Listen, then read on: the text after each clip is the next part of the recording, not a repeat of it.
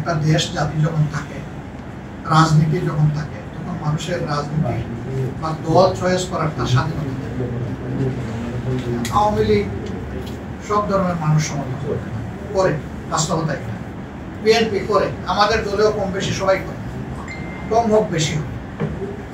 তো সেই অ্যাক্টিভিস্ট যারা বিভিন্ন দলের রাজনৈতিক কর্মী বা নেতা, এরা অনেক সময় তারা তাদের রাজনীতির পরিচয়ে যখন ক্ষমতায় থাকেন তখন সীমালঙ্ঘন, যেই যখন জানে সীমালঙ্ঘন আমাদের দেশে হয়, এটা বাস্তবতা।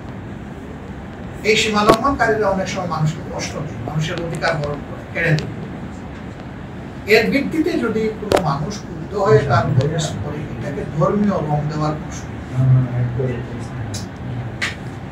স্রেফ একজন নিরীহ মানুষ, সে কোনো সাথেও নাই, পাছেও নাই, তার জীবন, সম্পদ এবং ইজ্জতের উপর হাত দেওয়ার কোনো প্রশ্নই নেই। অবশ্যই কেউ যদি রাজনীতি অপচর্চা করে, কোনো অপরাধ করে, তার ক্ষেত্রেও আইন হাতে তুলে নেওয়া উচিত নয়। সেখানেও দায়িত্বশীল নাগরিকের পরিচয় দেওয়া দরকার।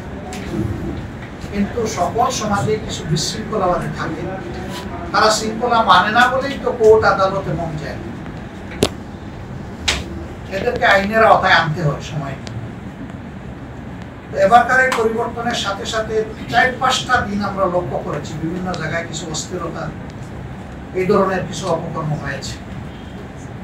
কিন্তু আমরা আমাদের জায়গা থেকে বারবার খুব শক্ত সতর্কবাণী উচ্চারণ করেছি এবং আমাদের কর্মীদেরকে বলেছি, নিজে তো করার কোনো প্রশ্নই ওঠে না। তোমাদের সামনে যদি কোনো দুষ্কৃতিকারী করে, তাহলে গ্রামবাসীকে ঐক্যবদ্ধ করে তা প্রতিরোধ করে, এবং যারা করে তাদেরকে আমরা চিনি। আমরা তাদেরকে মেসেজ দিয়েছি, এটা করা ঠিক হয় না, বন্ধ করে। আমরা একটা শান্তিপূর্ণ দেশ ছিল।